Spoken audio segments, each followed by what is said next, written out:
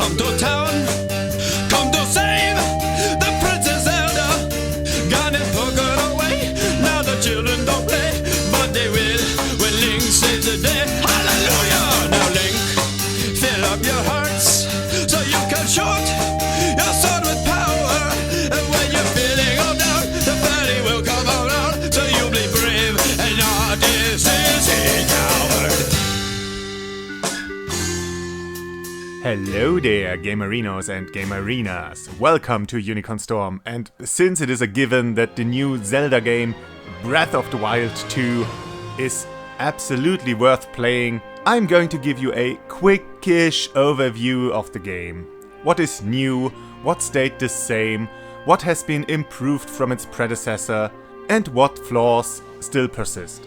This new game takes us back to the vast open world of Hyrule, the biggest and most extensive version of the kingdom yet. While the general layout and landscape is the same as in Breath of the Wild, exploration feels still as great and exhilarating as it has 6 years ago.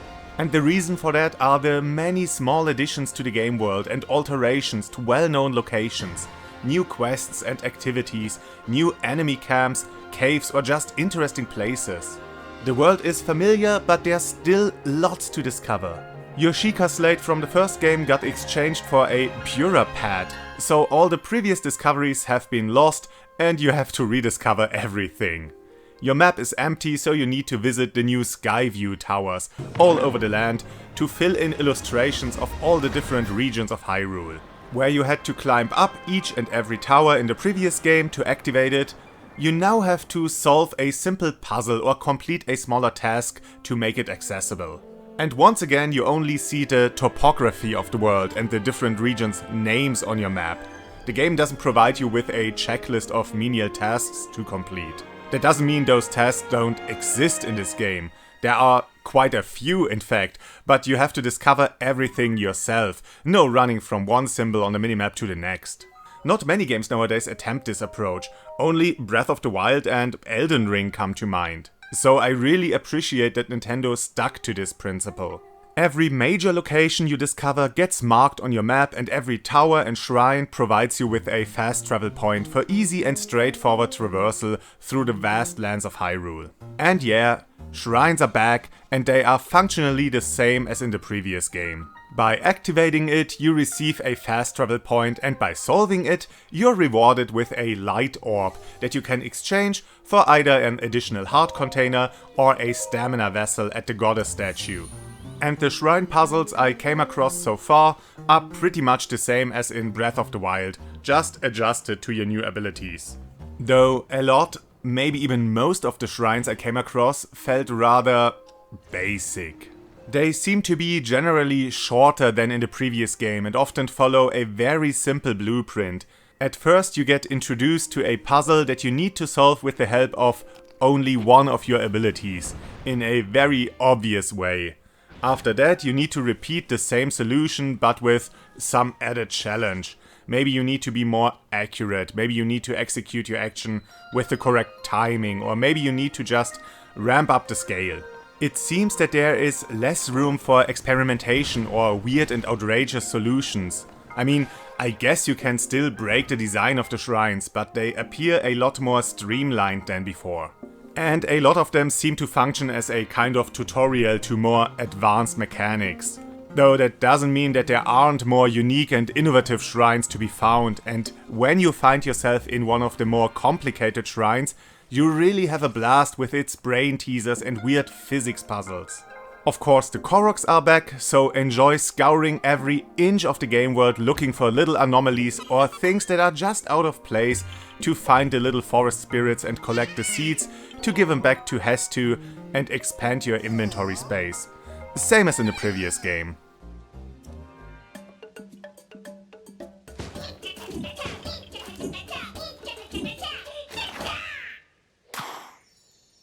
They added a new Korok activity though, in addition to just interacting with conspicuous spots or picking up rocks, completing stone circles or shooting balloons, as well as variations of all those things. And in this game you will now come across Koroks on the wayside that you need to transport to their friend.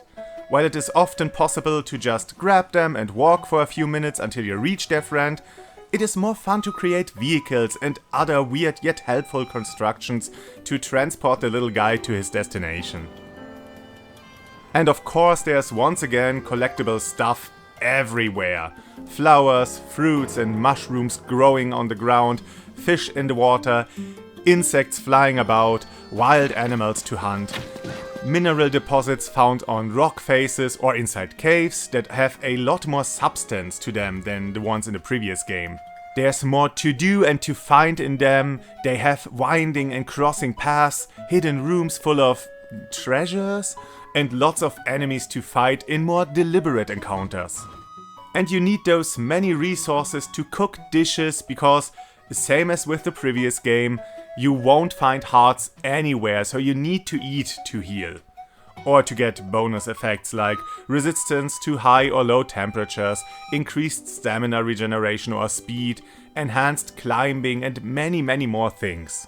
Some resources, such as monster parts you get from, you guessed it, killing monsters, can be used to create elixirs that offer greater enhancements or a longer lasting effect. You also need those items to trade with NPCs, sometimes for a quest, sometimes just to receive stuff you'd otherwise hardly ever get, or to upgrade your armor and attire at the fairy fountains. And Tears of the Kingdom added another pretty awesome use for those many resources you find at every corner, but I will get to that in due time.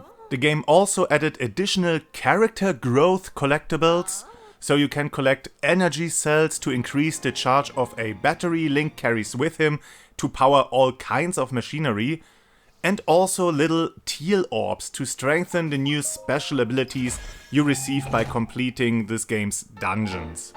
To find all those different collectibles, you need to really keep your eyes open and spend tons of time exploring. And this game added a lot more to the exploration this time around. Not in a revolutionary way, but with just more stuff to find and investigate. In addition to the massive world of Hyrule, we can now take to the skies with a little bit of help from the Skyview towers and find floating islands that feature shrines, mini-bosses, mini-games and other activities. And while a lot of stuff is hidden up in the skies, the exploration does not rival the one on the ground, but I don't think it intends to. Aside from the tutorial area that mimics the Great Plateau from Breath of the Wild and is a sufficiently large island in the sky, all the floating islands are self-contained challenges that you can see from afar. It's not really about exploration, but execution. How do you manage to reach those islands and are you able to solve their puzzles? Tears of the Kingdom doesn't only take you up to the sky though. There's also these chasms, tears in the land if you will, that appeared all over the world at the start of the game when Link and Zelda inadvertently awakened another great evil. And those lead into the depths, a full-blown open world on its own, entirely drenched in darkness, with unique enemies and enemy variants, collectibles and quest lines. It is not as detailed as the surface world and it lacks many of the locations found on the surface. It's mostly just a large mushroom forest with little remarkable topography that spouts some great, eerie and borderline Lovecraftian art design and some gloomy atmosphere, which might be on purpose since the gloom is this game's new major hazard and threat for the purpose of the story. And the depths are full of it. Lakes and rivers full of gloom or red glowing abysses block your path no matter in which direction you're headed. And not only does the gloom hurt you when you touch it, it also weakens you, meaning it prevents you from restoring hearts lost to the gloom until you're touched by sunlight again, or the magical glow from these light roots that are the Skyview Tower's counterparts down in the depths.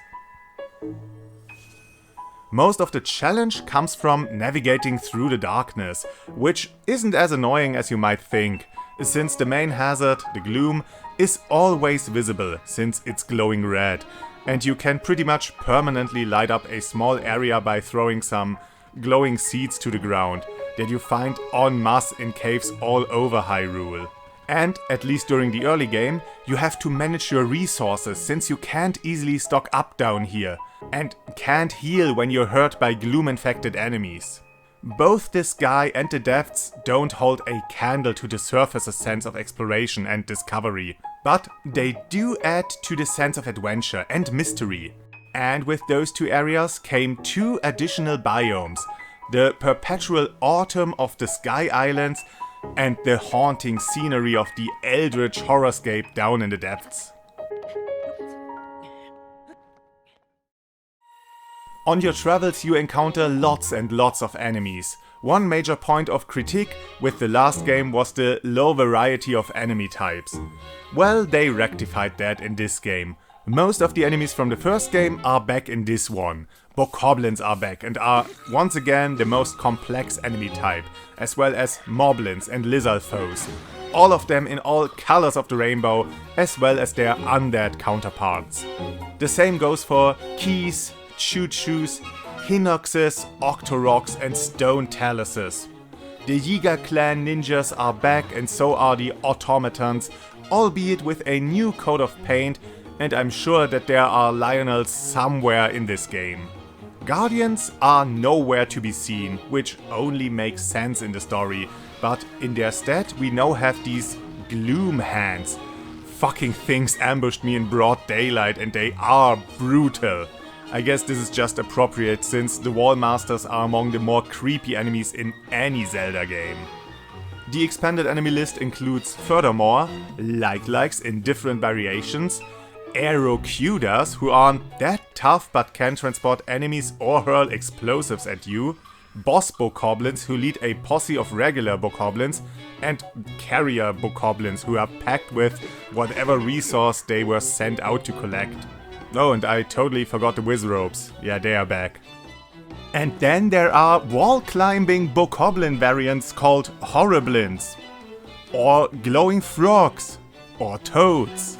Even the mini-bosses got some reinforcements with the flux constructs and even Gleeoks.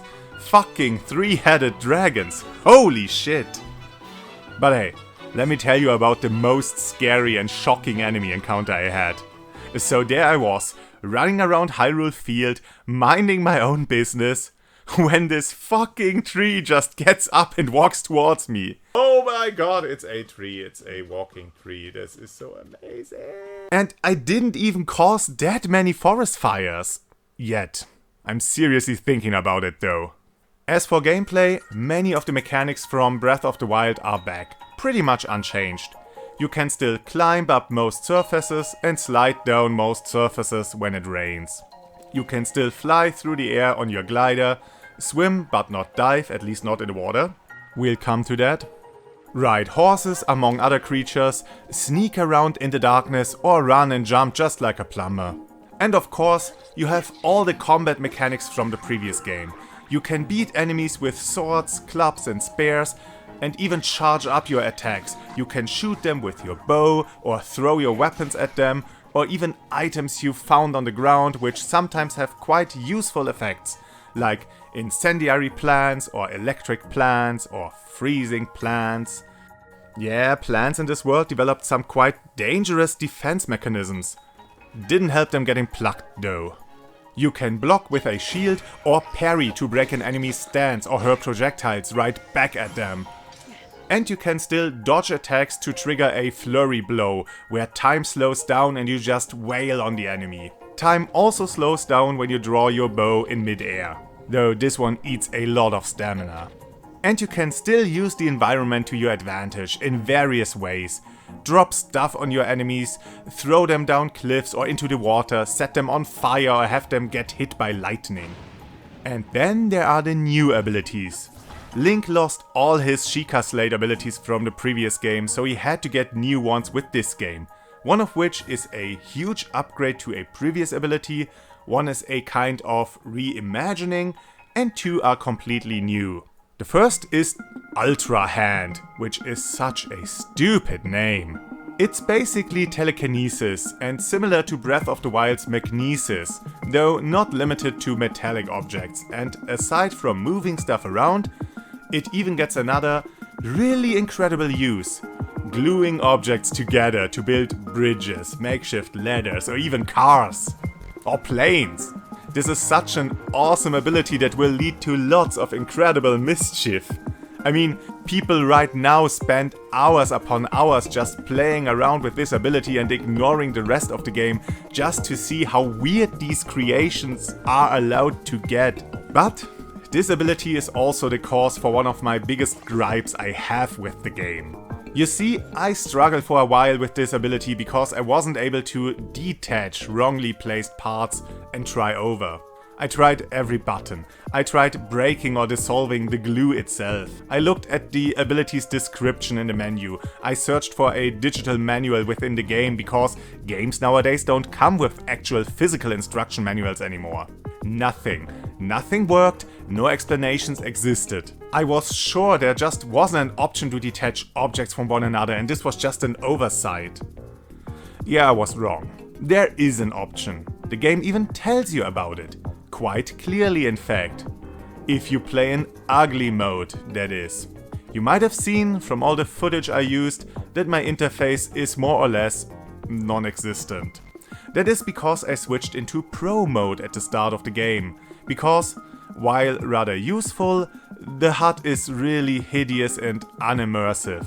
The whole game goes for a watercolor or oil painting style, and then there are these unfitting instruments on screen. A temperature and noise gauge, a digital clock and a weather forecast. A huge control pad on the left side. Come on, I don't want to see this in my magical fantasy game. It's not as bad as in Ghostwire Tokyo, where you either have to endure the ugliest and most inappropriate HUD possible, or just get no feedback or information at all from the game. The Pro mode is actually pretty well designed, or it had been before someone came around at the last moment and fucked it all up. But yeah, the Pro mode disables all interface elements so that you have a nice view of the game world and the action around you.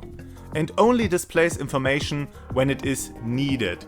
So whenever you get hit, your hearts will be displayed, and whenever you lose stamina, your stamina gauge fades in. Item pickups are displayed with a small text to the side of the screen, and whenever you are able to interact with something, the button prompt appears. All the other pieces of information that had been displayed with little unimmersive icons are told to you completely diegetically. Your temperature gauge? Well, extreme temperatures have little frost or heat effects around Link, and he himself is shivering or sweating. Your noise gauge? Just use your ears. The clock? Well, there's a huge ball of fire in the sky that tells you more than you need about what time it is. And guess what? If it isn't there, then it's probably nighttime. The only thing you don't get diegetically is the minimap, but come on, this isn't the game to have your eyes constantly on a small circle in the corner of the screen. So yeah, I do like how the game handles giving the player all the required information about its systems. So what the hell can I possibly complain about? Well, let's start with the times where the game randomly decides to withhold information from the player. You see, if you play in ugly mode, the game just tells you how to detach objects, right here. Wiggle the stick. No wonder I didn't figure it out by myself. It's cute, it mimics fidgeting around until something comes off, but it's really unintuitive, strangely. Same goes for the diving while in the air. Yeah, I said I'd come back to that. If you play in Pro mode, then the game never mentions it. And I don't understand it. It's not that the game doesn't show button prompts in Pro mode, and there are still instances where the game pauses completely to show you a full screen instruction. So it's not that Pro means knows everything there is about the game. Why does the game tell me every time that I can attach objects, but not that I can detach them? Why does the game tell me every time that I can glide by pressing the X button, like I did a million times, but not that I can dive by pressing the R button? There are already button prompts on the fucking screen, just tell me all of it and not just half. Or at least give me an instruction manual to read it up myself or put it in the fucking ability description. Moving on. The next ability is Fuse, and it's more or less another ability to glue stuff together, but in a different way. With it, you can attach all kinds of objects to your weapons, shields and arrows. Stuff like bombs, energy cores, elementally charged monster parts or plants or literal garbage. To alter the properties and characteristics of your weapons. This as well has so goddamn much potential for weird and broken designs and combinations. You can combine your weapons with pretty much any object you find, though for some reason you can't fuse treasure chests to your weapons. Wouldn't it be fun to smack enemies with a treasure chest hammer, which drops rupees with every hit? With all the creativity when it comes to this mechanic, I'm baffled that the designers A, haven't come up with it themselves, and or B, didn't reward the player for trying it. Next is Ascend, a traversal ability with a twist. Instead of jumping very far or high, well, come to think about it, you do jump with it pretty high. This ability lets you dive through surfaces above you and emerge on top of them. It seems a bit situational at first, but can be immensely versatile in combination with your makeshift bridges and platforms. This is one you need to master. Not in terms of dexterity, but in observation. When and where can you use this ability and under what circumstances? I guess speedrunners will be more likely to abuse this game's physics instead of relying on this ability, but there's still lots of room for all kinds of shenanigans. Lastly, there is Recall. You get this after entering the Temple of Time, and it is kind of a time manipulation ability. With it, you can rewind moving objects for a not that short amount of time. You learn it right at a water wheel that turns into the wrong direction for you to ride it up. So you just hop onto it and rewind it for a little bit. You can use it to rewind falling rubble and even to punish enemies stupid enough to throw stuff at you. For now, I think it's less useful, or rather more situationally useful, than the stasis ability in Breath of the Wild. But I'm inclined to believe that its true usefulness will reveal itself when I get more experience with it and the rest of the game's mechanics. And that's pretty much it for abilities. By following the main quest, you soonish get the camera ability to catalog everything, as well as the auto build ability that is kinda just your ultra hand, but quicker and also less useful. It lets you instantly build anything you have previously constructed or things you acquired a blueprint of, so long as you have the required parts lying around. Well, I say it's less useful, but that's not really true. While using it just to build stuff from available material really doesn't have any advantage over building it yourself, you can substitute any parts you don't have on you with Zonite stones. And you find hundreds of them while exploring the depths. So using them, you can build any vehicle and any structure you have discovered at some point during the game, whenever and wherever you want.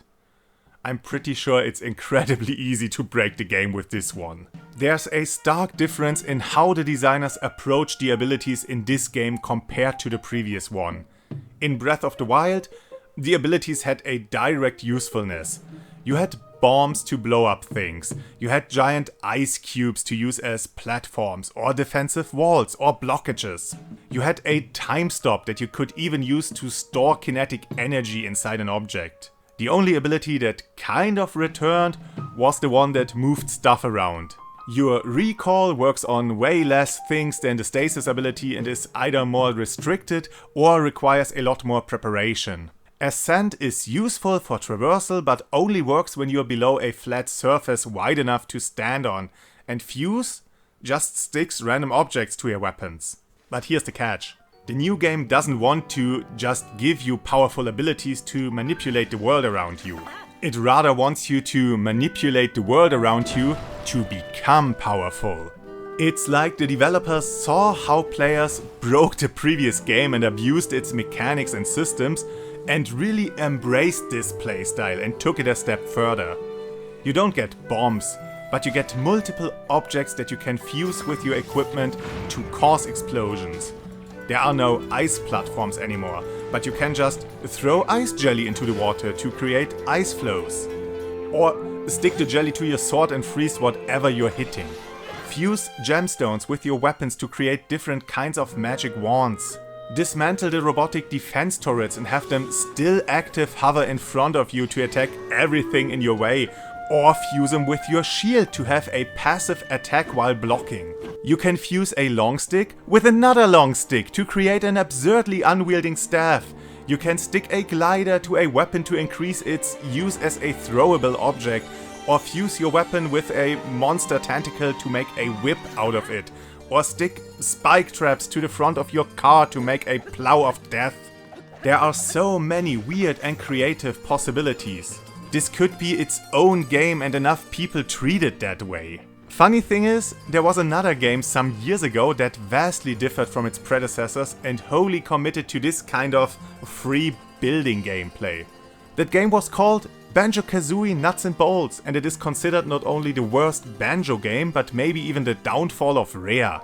It's funny to think that that game crashed and burned while Zelda, of all games, thrives with this kind of gameplay. It just shows how much the world design complements this mechanic and how much the game rewards the player's ingenuity.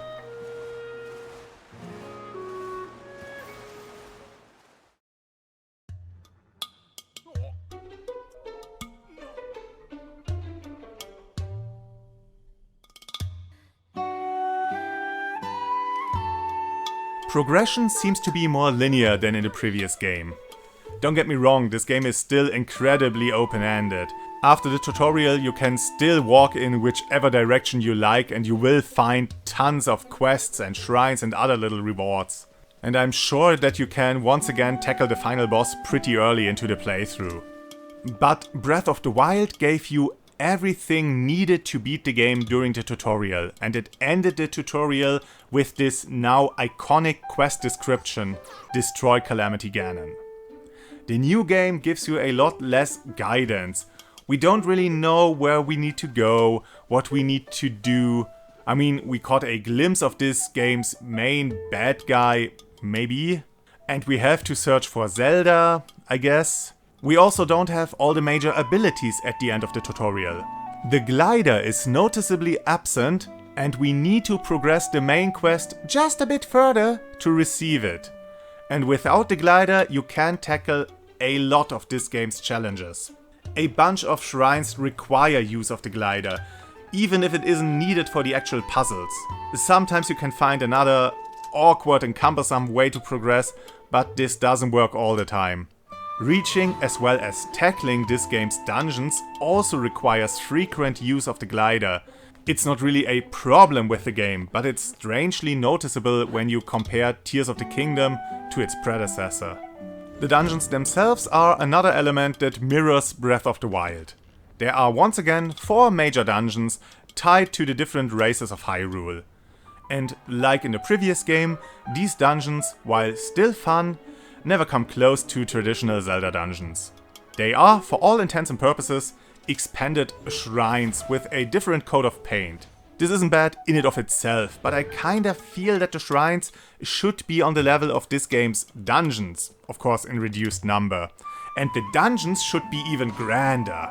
In one of the first shrines you find a small key, and because of that I really thought and hoped that the dungeons would be more complex, with more locked rooms and self-contained puzzles, maybe a mini-boss here and there. Well, that's not the case.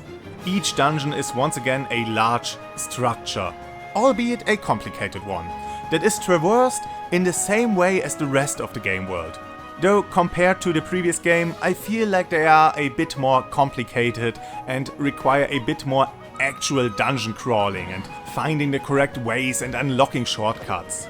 And now, approaching the dungeon is more than just a single set piece. The set pieces in Breath of the Wild were fun and certainly exhilarating, but they were just a single shot minigame. Now you have a massive climb up to the dungeon, slowly approach it, traverse hazardous environments, test your platforming as well as your observational skills. I kind of see it as the first half of the dungeon, with how tense it can get at times. So yeah, despite my earlier criticism, I'm quite happy with this game's dungeons. I mean, for what they are. Also, the dungeon bosses are really fucking cool.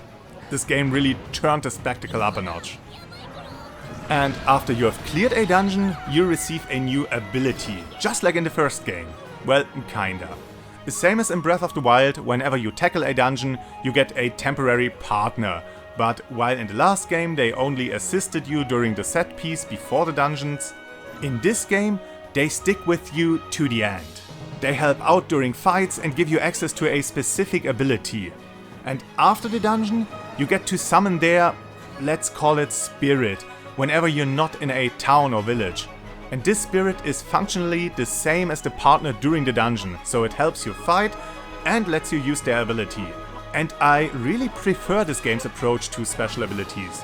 Instead of a game-breakingly useful super ability with annoyingly long cooldown, you now get less overpowered but still useful abilities with a much shorter cooldown. At least that's the case for the abilities I happened to unlock. I haven't seen all of them yet and I don't intend to rush.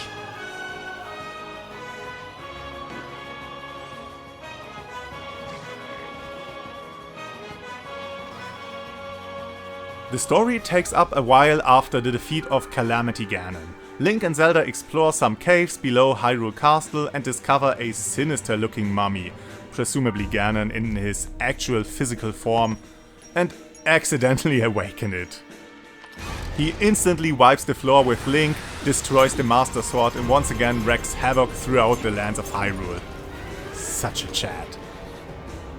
Zelda herself suddenly disappeared and now Link not only has to find out what actually happened, reclaim the Master Sword and make his way back to Ganon, he also has to find the missing princess, again. And while most of the main quests aren't mandatory, just for the sake of the story, let's pretend that to stand a chance against Ganon, Link once again has to travel to the far corners of Hyrule to find ancient powers. This time he has to awaken the 7 sages to make their power his own. Well, he only needs to awaken 4 of the sages. Your tutorial guide is the Sage of Light and he gives Link his basic abilities, and at the end of the tutorial you receive the power from the Sage of Time with your recall ability. So your quest has you seeking out the Zora, Gorons, Rito and Gerudo and reclaim their sacred powers. That leaves one more sage unaccounted for, but I'm sure we will meet this one either at one point during the main quest or maybe even in a hidden side quest.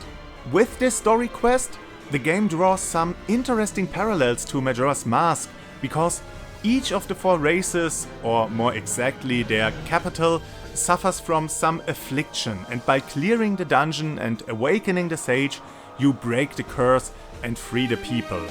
And you don't even need to turn back the time after each dungeon. Not even the Blood Moon can ruin your victories. And yeah, the Blood Moon is back. It is a neat idea to contextualize enemy respawns, though I wouldn't have questioned enemy camps repopulating after a while. I'd rather have it happening off screen and not in a ever-repeating cutscene that interrupts your gameplay and might even fuck you over when you're in the middle of an encampment or a challenge and suddenly all the enemies are back, ready to surround Link. What I haven't really noticed is enemies level scaling. I'm sure there is some level scaling going on, but it doesn't seem to be as strong as in the previous game. It more so feels as if the different areas of Hyrule have a set enemy level. So it's possible to stumble into a high level area at the start of the game, but you'll likewise be able to rampage through enemy troops if you happen to be in a low level area. It appears to be better balanced and at least doesn't give me the same feeling of battling windmills like the first game did at times. And thanks to this, the weapon durability system also doesn't feel as punishing and now actually invites to experimentation. Because A, my weapons don't become useless as quickly as in the first game. B, the distribution of more powerful equipment appears to be more reasonable. At least I didn't have to constantly juggle vastly different stats.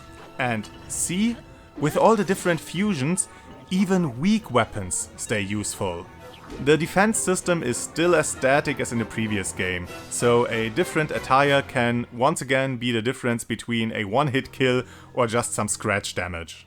I personally don't like to manage stats in a Zelda game. I'd rather have it so that all the clothes have the same defense value, or maybe just 2 or 3 different values, like low defense but strong special effects or high defense and weaker special effects. The same goes for weapons. I don't need weapon strengths ranging from 1 to 50. Give me a weak, medium and strong weapon and play around with buffs and effects. Though this isn't really a deal breaker for me, and I know that enough people like this spreadsheet approach to equipment. I can live with it and it works well enough in the game, even if it can lead to some pretty big difficulty spikes depending on your playstyle. Another thing that stayed the same is that the game loves to waste your time. Every time you visit a stable you have to endure the same meaningless dialogue. That's rich coming from me, but hear me out. It's interesting enough the first time, but hearing it over and over again doesn't add anything to my enjoyment. And this isn't just a problem with stables, but also shops and the like. And if the game feels really cheeky, then you even have pauses and animations or some tracking shots in between the dialogue boxes, so you can't even button mash through the repetitive conversations. Shrines need to be activated, followed by a cutscene, then entered with a small animation, followed by a loading screen, followed by a cutscene, which often leads into another cutscene before you finally can resume playing. You can skip all the cutscenes, but the screen always slowly fades out and back in, and you can't just skip all the scenes at once, which normally wouldn't be a problem, but it is always the same for every shrine. And the same thing happens after completing a shrine. A cutscene where you reveal the same Zonai statue every time, a text prompt that you received a light orb, a cutscene where you leave the shrine, followed by a loading screen, and then a small animation where you exit the shrine, which just takes up a few more seconds before you get control of your character back. Whenever you pick up a new item, a text box with a description appears, which is fine. After that, the item is instantly picked up and only a small notice appears to the side of the screen without interrupting gameplay, except for when you interact with searchable objects and receive the item that way. Then you have to endure the text box every time. You want to complete all the 500-ish compendium entries? Good for you, you can only ever save up to 64... cute. Up to 64 pictures. So you have to constantly delete photographs, because to add a discovery to your compendium, you have to save the picture first. Yeah, while the game did a lot to improve on previous systems and innovate with new mechanics and principles, a lot of the minor annoyances from Breath of the Wild haven't been ironed out. Any one of them on its own isn't too bad, but when they add up, it can get quite annoying. That said, the game did a lot to not just be more Breath of the Wild.